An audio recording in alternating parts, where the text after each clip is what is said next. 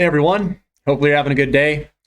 I talk a lot about inflation being a tailwind to our investments. I've done this presentation a couple of times, and I'm going to do it again because I think it's extremely important for everyone, if you're a new subscriber, just everyone to know this and keep it in your forefront of your mind of why we're looking at the commodities sector, what the tailwinds are, what the market conditions are. So I'm going to go through this presentation again and let you guys know what's going on. So here is identifying value and market conditions. So understanding our currency, basically the Fed creates money. Bonds are released. The money goes into the banking system. And the banking system, the reserves, are multiplied through fractional reserve banking, where the banks can lend a portion of the deposits they have on hand. So really the way that money gets into the hands of people is through bank loans. And those bank loans expand the currency supply. That, by definition, is inflation.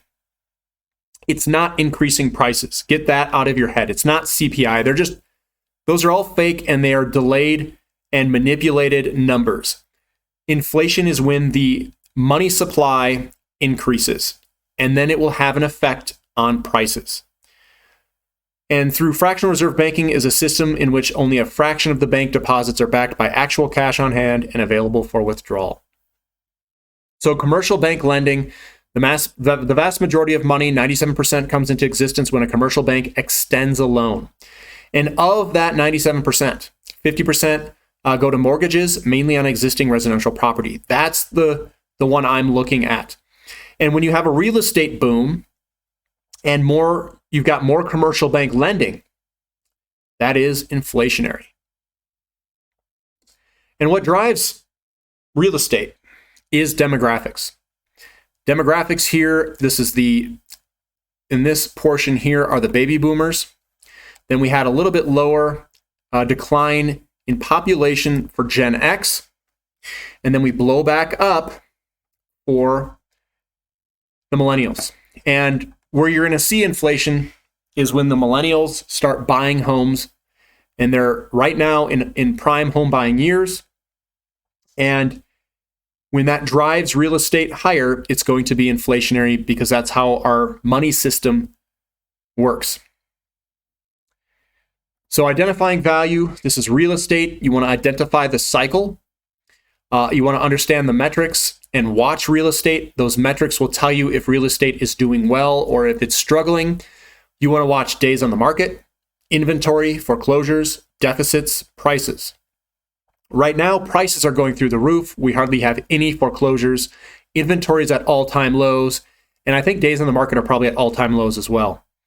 And another way that you can identify value is through ratios. And ratios will tell us relative value against two assets. The S&P 500 versus commodities, Dow to gold, gold to oil, real estate to gold. Doesn't matter what it is. Whatever is cheap on a ratio basis means that the money has flowed out of that sector. And it presents a value opportunity. Real estate metrics. Again, record low inventory, very short days on the market, barely above yearly demand for housing starts. So we're in an expansionary phase. Foreclosures are extremely low, and we have a demand-supply balance, a deficit of 3.5 million homes nationwide. And I'll show you what that is and why we have it. Yearly demand for new homes is around 1.5 million per year. So here's a chart. This is the supply of new housing, 68 to 2017. I'm just showing you so you guys get the gist of it. This in 1982 was the only year before 2008 where fewer units than 2017. So this is a 1.2 million. The average is around 1.5. That's the red line. These are new housing. This is the millions of homes. This is the time. And what you see is this really bad housing starts, new home production over here. And the reason it's so bad is that we had this gigantic bubble where a lot of people foreclosed on their houses. They bought homes they couldn't afford, and they lost their house. And the new homes, the builders, had to compete with all these foreclosures. So what they did is they just said, I'm not going to build any homes. I can't compete with this. So they didn't build too many homes. They really cut back, and the foreclosures hurt the real estate market. And it created a home deficit of 3.5 million homes, which means that we're going to have to build above that 1.5 million red line an extra 3.5 million homes to catch the real estate market back up. This is the real estate market. This is the cycles. We've got a recovery phase, an expansion phase, a hypersupply phase, and a recession phase. Based off of where we are in the real estate market, it'll drive you into certain investments because the real estate market has an impact on interest rates. In a recovery phase, this is a low interest rate environment, low inflationary environment, and you want to be in stocks. In an expansion phase, when you go above that 1.5 million yearly demand, this is an inflationary period where you want to be in commodities, precious metals, stuff like that. And then when they overproduce and we're about to have a crash, you want to get into bonds or just cash, because this will be a deflationary collapse in the market, and it will affect everything. So what I have here is the housing starts. This is the real estate cycle. This is a recession, recovery, expansion, a hypersupply phase, recession, and this cycle goes over and over and over. I've got the 1.5 yearly demand. That's the red line. And then I've got these circles in here. Green circle is the commodity boom, where it's throwing an undervalued commodity signal, and then an overvalued commodity signal. Undervalued, overvalued. And it's throwing an undervalued right here. This is that commodity to S&P 500 ratio. Cheap, cheap, cheap. Expensive, expensive, expensive. I just put those circles on this housing starts. So whenever we go into an expansionary phase and we have an alignment where the commodities are cheap in relationship to stocks, it provides very good investment opportunities. Right now, we're going to an expansionary phase of real estate. It'll probably be the biggest one we've ever had because we have this gigantic shortfall under the line here. The area under the curve of this means that we are underproduced for new homes. So we got to go way over it, creating an inflationary environment.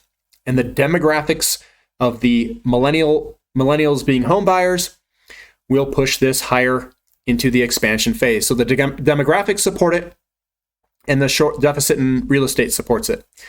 So we have an opportunity in an inflationary environment to be investing in commodities with a buy signal in commodities of the lowest it's ever been. Now, if I were to transfer these commodity buy signals and sell signals to actual prices of commodities, this is what it looks like. Black is the green, red is the red. So it aligns us perfectly with buy and sell signals. So it aligns very well. And the gold to oil ratio also aligns well when we overlay it on here. Buy, sell, buy, sell. We had two sells here and a buy. So all these are aligning where we've got a gold to oil ratio that is telling us it's a buy. We've got a commodity to S&P 500 ratio that's telling us it's a buy. And it aligns very well with the pricing of oil and other commodities. This is uranium. Uranium is way down there. And it is also throwing a buy signal for commodities. So that one is also very good. Here's the 100 years of commodity valuations. We are actually at 0.05. We're all the way down here right now. It's never been this cheap, I don't think. And it's just saying that commodities are radically undervalued. They've never been this undervalued in relationship to the Dow Jones. And I think we have what I think is one of the best opportunities ever. Here's Dow to gold ratio. This is a buy signal for stocks in these red. Buy stocks, hold on. Buy stocks, hold on. And up here, you want to be buying precious metals and inflationary protected commodities, I'll say. And this is the outperformance going down. We came back up. We're at 20 right now, and I think we're going to head back down doing a kind of a little short-term double top. This is long-term interest rates back to 1790. We are all the way down. We're way down here. We're like where 1940 is. And I think what's coming is a move higher in interest rates. I don't know if it's going to look like this one or this one, whatever it may be. I think we're going to see a secular move, which is a long-term move in increasing interest rates over time because of inflation. This is the M2 money stock. This usually moves before we have inflation. This thing drastically increased for M2 money stock. So I'm expecting to see inflation. So the conclusion here is we've got a new build home deficit of 3.5 million, and that's going to drive real estate higher. New home starts will go into an expansion phase, which we are. Higher prices will drive inflation. Commodities will outperform. Gold is a leader and will outperform other stocks like the Dow Jones or S&P 500. Interest rates are supposed to be held low by the Fed and base money created if they're successful, but otherwise interest rates will go higher. And that negative real rate will fuel commodities. And what I like for potential investments, physical platinum, physical silver, because of the ratios and their relative cheapness in relationship to the other precious metals, they also outperform during commodity booms. Uranium, natural gas, and oil producers, copper, nickel, cobalt, lithium, tin, they're all good. All iron ore. You can keep going on and on and on. So that's what I'm using for kind of the market conditions. Real estate drives it, which is really demographics. Gets us that nice tailwind behind us to push us forward, to push our investments forward, that is. We've got all of the valuations signaling that commodities have never been this cheap in relationship to other assets. And when you have that alignment, it's go time. And this opportunity, it doesn't come often in your life. So research this stuff, backtest what I've told you right here.